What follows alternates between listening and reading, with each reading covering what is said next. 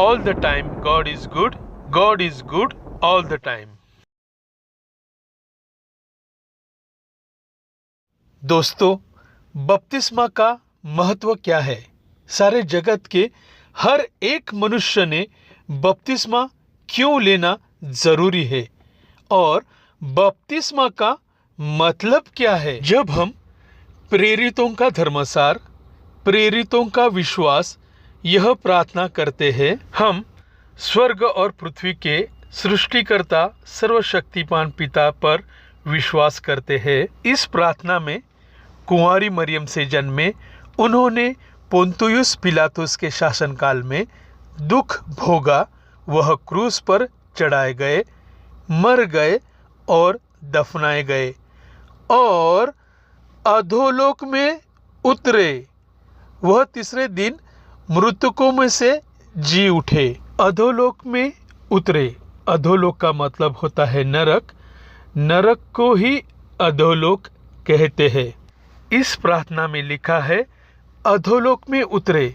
फिर प्रभु यीशु अधोलोक मतलब नरक में क्यों उतरे थे? और प्रभु यीशु मृत्यु के बाद योना भविष्यवक्ता के चिन्ह के द्वारा 3 दिन पृथ्वी के भीतर थे। दोस्तों, यह वचन बहुत महत्वपूर्ण है। इस वचन पे जरा ध्यान दे। पहला पत्रस चैप्टर 3 वर्स 18 से लिखा है, इसलिए कि मसीह ने भी अर्थात अधर्मियों के लिए धर्मी ने पापों के कारण एक बार दुख उठाया ताकि हमें परमेश्वर के पास पहुंचाए। वह शरीर के भाव से तो मारा गया पर आत्मा के भाव से जिलाया गया। उसी में मतलब उसी आत्मा में उसने मतलब प्रभु यीशु ने जाकर कैदी आत्माओं को भी प्रचार किया।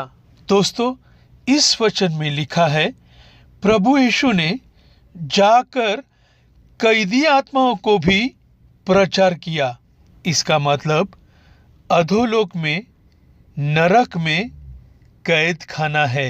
जिन्होंने उस बीते समय में आज्ञा न मानी, जब परमेश्वर नूह के दिनों में धीरज धरकर ठहरा रहा और वह जहाज बन रहा था जिसमें बैठकर कुछ लोग अर्थात 8 प्राणी पानी के द्वारा बचाए गए, मतलब नूह का परिवार। और उसी पानी का दृष्टांत भी अर्थात बपतिस्मा। इसका मतलब यह है कि पहले इस दुनिया का जो अंत जलप्रलय से हुआ था और सभी मनुष्य जलप्रलय में मर गए थे, उन सभी मरे हुए मनुष्यों का उस जलप्रलय में बपतिस्मा हुआ था। यीशु मसीह के जी उठने के द्वारा अब तुम्हें बचाता है। उससे शरीर के मैल को दूर करने का अर्थ नहीं है, परंतु शुद्ध विवेक से परमेश्वर के वश में हो जाने का अर्थ है। परमेश्वर के वश में हो जाना मतलब परमेश्वर के आज्ञाओं पर चलना और शरीर के मैल को दूर करने का अर्थ याकूब चैप्टर 1 वर्स 21 में लिखा है, इसलिए सारी मलिनता मतलब हर एक पाप से दूर जाना और बैर भाव की बढ़ती को दूर करके उस वचन को नम्रता से ग्रहण कर लो जो हृदय में बोया गया और जो तुम्हारे प्राणों का उद्धार, और उद्धार का मतलब होता है पाप और विनाश से बचाना, तुम्हारे प्राणों का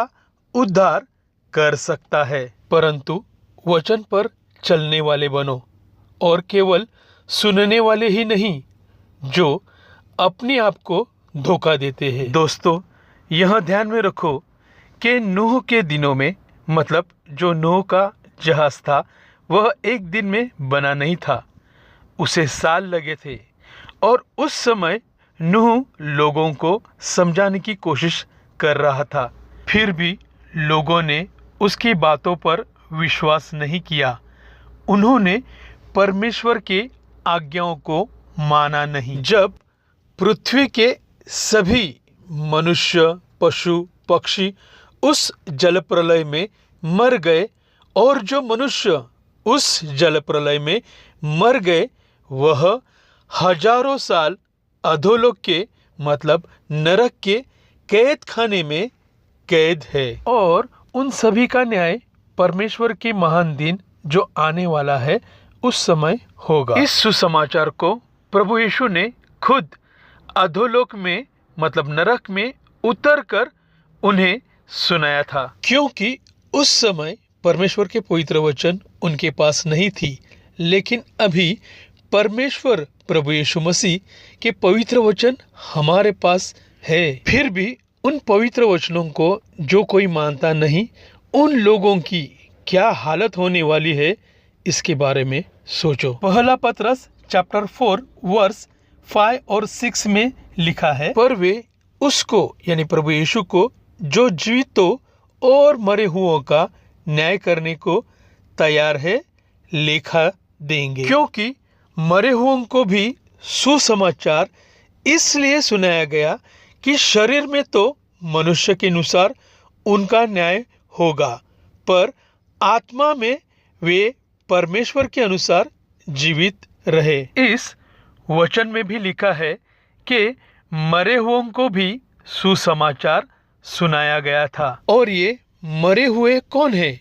जो मनुष्य जल प्रलय में मरे थे, जिन्होंने परमेश्वर की आज्ञाओं को नहीं माना, वे सभी आत्माएं अधोलोक में नरक में कैद में है। इसलिए उन्हें सुसमाचार सुनाने के लिए प्रभु यीशु अधोलोक में नरक में पृथ्वी के भीतर उतरे थे। वैसे ही यह वचन भी बहुत महत्वपूर्ण है। पहला कुरिन्थियों चैप्टर 10 वर्स 1 और 2 में लिखा है, हे भाइयों, मैं नहीं चाहता कि तुम इस बात से अज्ञात रहो कि हमारे सब पूर्वज बादल के नीचे थे और सब के सब समुद्र के बीच से पार हो गए और सब ने बादल में और समुद्र में मूसा का बपतिस्मा लिया। हमारे पूर्वज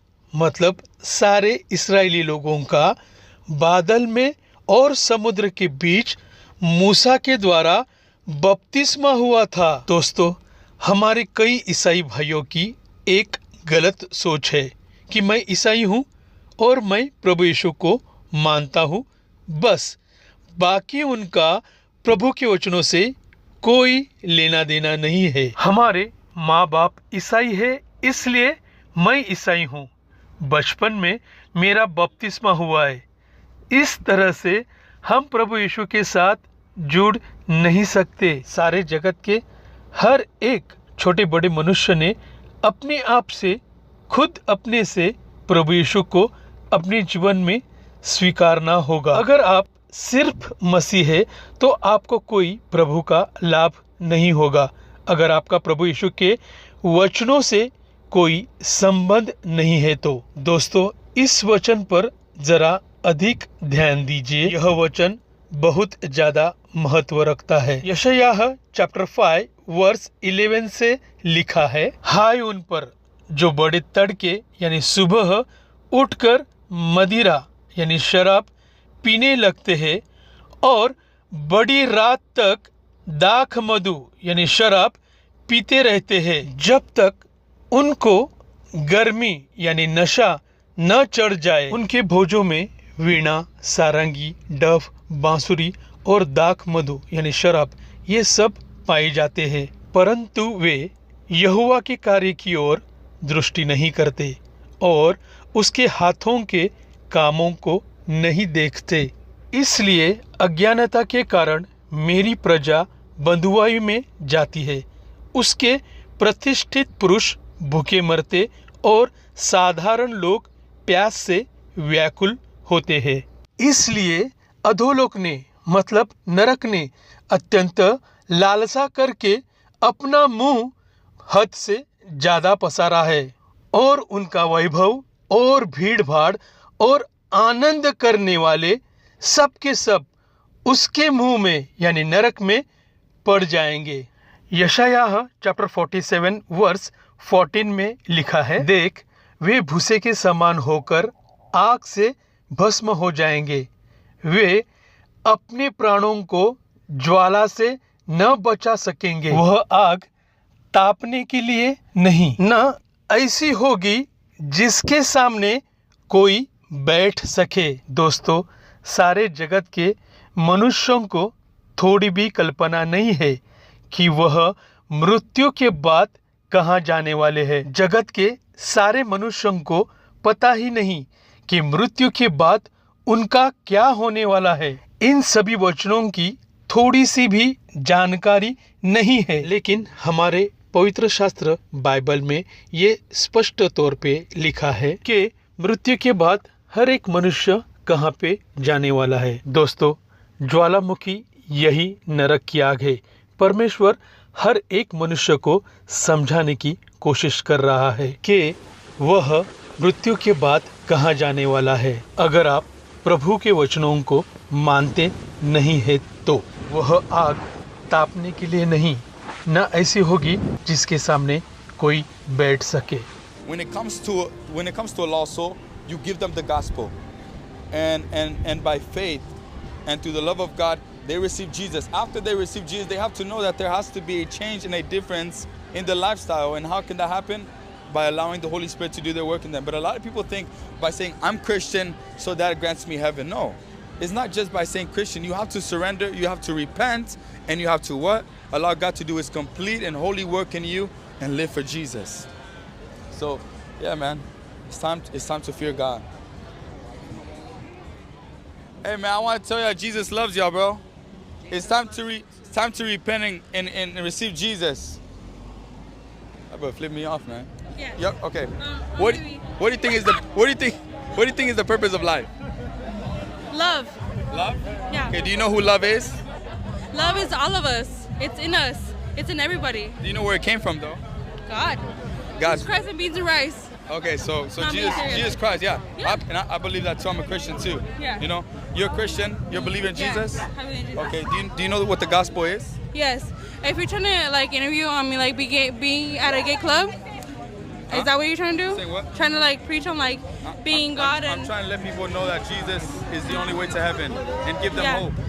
Yes, it is. That's true. Okay, do you know one thing? And I'm telling you this because you're a Christian. Yeah. And you believe in Jesus. You know the Yeah. Bible says that anyone who is friends with the world is an enemy of God. Do you know? But you know that God is love.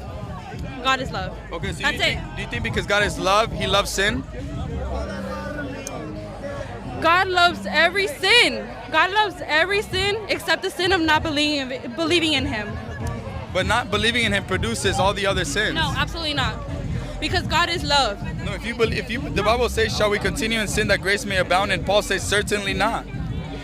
Listen, God is love. And if God loves you, if God is love, He will accept you no matter what.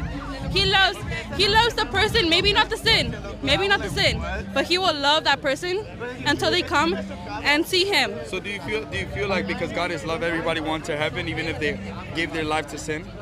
Yeah. Because the Bible is against people that practice sin. Listen, you can kill, you can murder, you can literally do anything on the book. God is still gonna accept you and love you. When you go to heaven, We are in hell. if you don't repent, The only thing after this is heaven.